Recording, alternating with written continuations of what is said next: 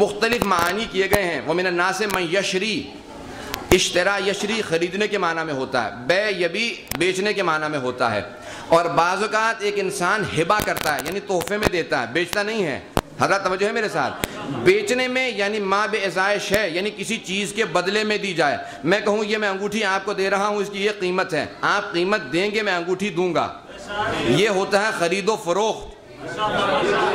اور ہدیہ یہ ہوتا ہے کہ میں کہوں یہ انگوٹھی آپ کی ہے، نہیں ہے. توجہ کیجئے گا. جب اس کے مقابلے میں کچھ نہ لیا جائے، امیر المومنین کے لیے کہتے ہیں کہ یشری خدا نے کہا ہے، لیکن یہبا کہا امیر المومنین نے کہا تھا پروردگارہ میں نے اپنا نفس ہبا کر دیا، میں نے اپنا نفس ہبا کر دیا، ہدیے میں دے دیا. خدا نے کہا تو نے ہبا نفس کیا تھا، میں نے اپنی مرضیاں تجھے ہبا کر دی.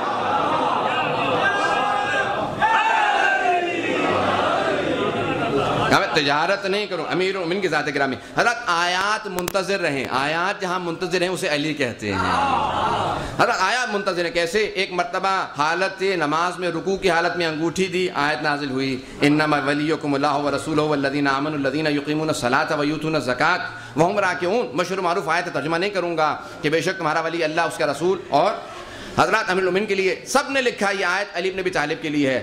آیات منتظر ہیں یہ کوئی کام کریں. امیر المومنین نے، ان کی زوجہ، بیٹوں نے اور کنیز نے روٹیاں دی راہ خدا میں. آیت کیا پورا سورہ حل اتی نازل ہو گیا. حضرات توجہ میرے ساتھ دیکھیے گا. پورا سورہ حل اتی نازل ہوا. سورہ حل اتی نازل ہوا کہ یاد رکھو ایک روٹیاں دینے پہ جس کے 31 آیات نازل ہوں، 31 آیات نازل ہوں ایک. حضرات توجہ میرے ساتھ دیکھیے گا. مجھے اس سے بڑی کوفت ہوتی ہے جب لوگ ادھر ادھر دیکھنے لگتے ہیں، اس سے مجھے کوفت ہونے لگتی ہے. تو میرے ساتھ توجہ رکھیں گے. صلی اللہ محمد وعلی محمد پہ.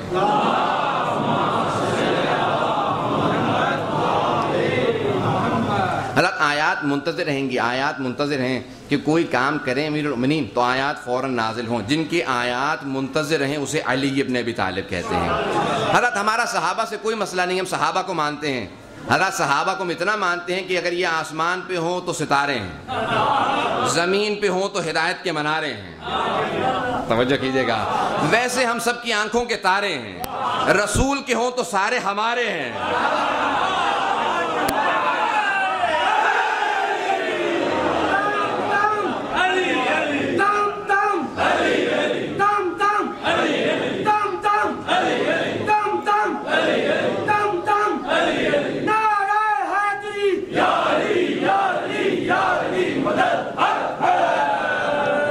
صلی اللہ محمد والے محمد پہ مولانا تشریف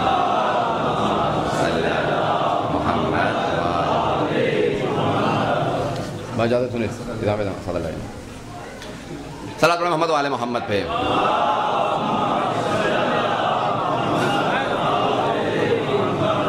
زیادہ وقت نہ لیتے ہوئے میں اب انشاءاللہ تعالیٰ اگلے آدھے گھنٹے سے اندر بات کو تمام کر دوں گا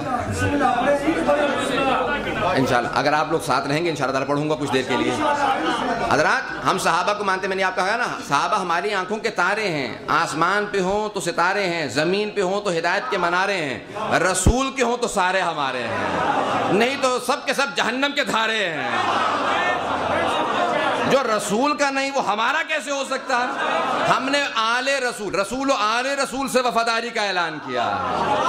صحابہ کو تبھی مانیں گے اگر وہ رسول کے ہوں گے، آل رسول کے ہوں گے. حضرات ہمارے نزدیک ایک ملاک ہے، خود سے بڑے بڑے صحابہ نے خود سے کہا، اور صحیح بخاری کے اندر ہے کہ حضرت عمر نے کہا.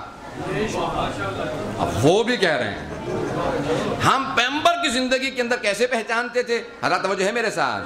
پیغمبر کی زندگی میں مومن اور منافق کو ایسے پہچانتے تھے کہ کس کے پاس علی کی محبت تھی. نہیں ہے، نہیں ہے حضرات.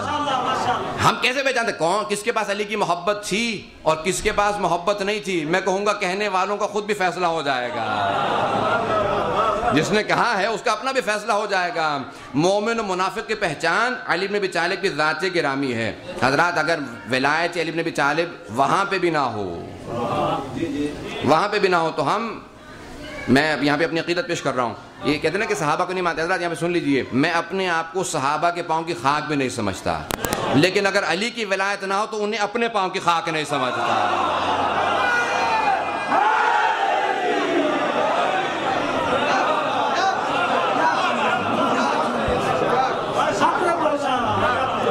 یہ ہمارا ملاک ہے، ہم اس طرح سے مانتے ہیں۔ صحابیت کا فیصلہ وہیں پہ ہو جاتا ہے کہ جہاں پہ علی بن ابی طالب کی ولایت ہو، نہیں ہے تو پھر صحابی رسول ہی نہیں ہے۔ حضرات دیکھیے ہمارے یہاں کون کہتا ہے کہ ہم صحابہ کو نہیں مانتے؟ جناب سلمان جیسے افراد ہیں، ابو ذر جیسے افراد ہیں، مقداد جیسے افراد ہیں، جناب جابر ہیں، کیسے کیسے اصحاب موجود ہیں۔ یہ سارے کے سارے صحابہ بڑے متبرک ہیں ہمارے نزدیک۔ حضرات اگر علی کو قرآن کے اندر دیکھنا ہے، مولانا امام سجاد کہتے ہیں کہ لو مات من بین المشرق والمغرب لمستوحشت والقرآن معی، اگر جتنے بھی لوگ مشرق سے لے کے مغرب تک رہ رہے ہیں سب مر جائیں تب بھی ہمیں کوئی وحشت نہیں ہوگی، جبکہ قرآن ہمارے ساتھ ہے، پاس نہیں ہے، ساتھ ہے۔ ارے پاس تو میرے اور آپ کے بھی ہے، صحابہ کے بھی پاس تھا، ساتھ نہیں تھا۔ قرآن ساتھ صرف اہل بیت کے ہے، ساتھ کا مطلب یہ ہوتا ہے کہ قرآن گواہی دے، قرآن کی آیات گواہی دیں۔ یہ آیت اس کی شان میں نازل ہوئی ہے، قرآن علی ابن ابی طالب کی شان کا قصیدہ ہے، ہر آیت گواہی دے گی یہ کس کے لیے نازل ہوا ہے۔ حضرات آیات بتاتی ہیں کہ کون کس کا مقام کیا ہے۔ حضرات مولا متقیان کا دیا ہوا قرآن اسی لیے جو قابل قبول نہیں تھا بعض صحابہ کے لیے، وہ اسی لیے کیونکہ مولا نے ہر آیت کی شان نزول لکھ دیا تھا، کون سی آیت کس کے لیے نازل ہوئی ہے، یہ کس کے فضائل میں ہے، کس کی مذمت میں ہے، فرار کرنے والوں میں کون تھے، منافقین میں کون ہیں۔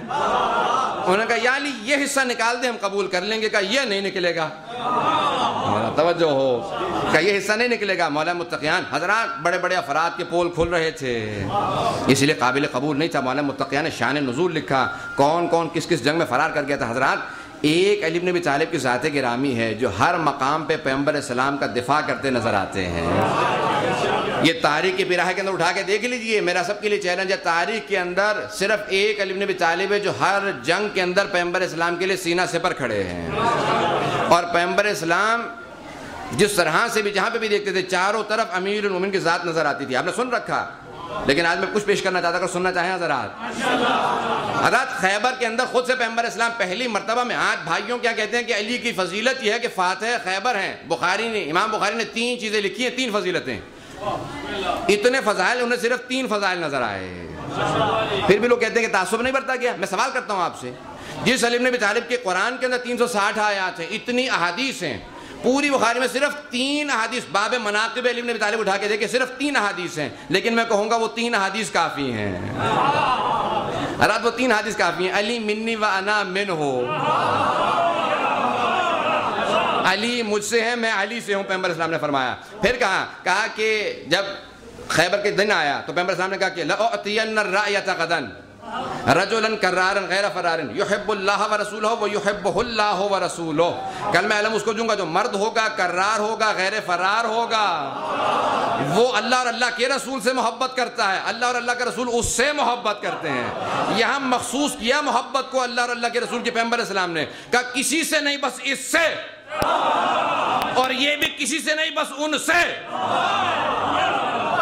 ایسا کسی کے لیے نہیں کہا گیا۔ حضرات اب ذرا اٹھا کے دیکھیے گا، یہاں پہ خیبر سے متعلق جملہ میں نے کہا احادیث کی روشنی میں اور تاریخ ذرا تھوڑا سا ملائیے گا۔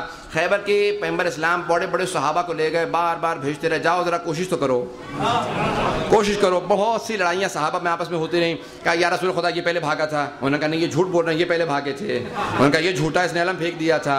حضرات آپس میں بہت اختلاف ہوا، 39 دن پیغمبر اسلام پہ واجب تھا مشورہ لینا۔ 40ویں شب آئی، مجھے خیبر نہیں پڑھنا، صرف ایک واقعے کی طرف اشارہ کرنا ہے، بات کو واضح کر دوں گا، توجہ میرے ساتھ ہے تمام مجمع کی۔ ایک مرتبہ کہا کہ دیکھو کل 40واں دن ہے، میں صادق نبی ہوں، میں نے وعدہ کیا تھا 40 دن میں فتح کرنے کا، کل 40واں دن ہے، بتاؤ کیا کروں۔ پیغمبر مشورہ لیتے تھے اس لیے نہیں کہ پیغمبر کے پاس کمی تھی، دیکھتے تھے ان سب کے بھی تاریخ میں پول کھل جائیں کہ کیسے کیسے مشورے دیے جائیں گے۔ کہا بتاؤ کیا کروں، فوراً ایک صاحب نے کہا یا رسول خدا رات کا وقت ہے، نکل چلیں، یعنی جو دھبا اپنے دامن پہ تھا، وَلِعَذَ بِاللَّهِ کا خبردار خاموش ہو جاؤ، کہا کل اب فیصلہ ہو جائے گا۔ حضرات ایک صاحب کہتے ہیں پوری رات دعائیں مانگتا رہا، تڑپتا رہا، کل کا علم مجھے مل جائے۔ خود سے کہتے ہیں پوری زندگی کبھی مجھے علم لینے کا شوق ہی نہیں ہوا، لیکن اس رات کا کیوں؟ کہا کیونکہ پیغمبر نے وعدہ کر لیا تھا کل اللہ اس کے ہاتھوں پہ فتح دے گا۔ اب ضمانت ایک مرتبہ فجر کی اذان ہوئی، پیغمبر نے نماز پڑھا کے خیمے سے باہر نکلے، کہا کہ نادے علیان،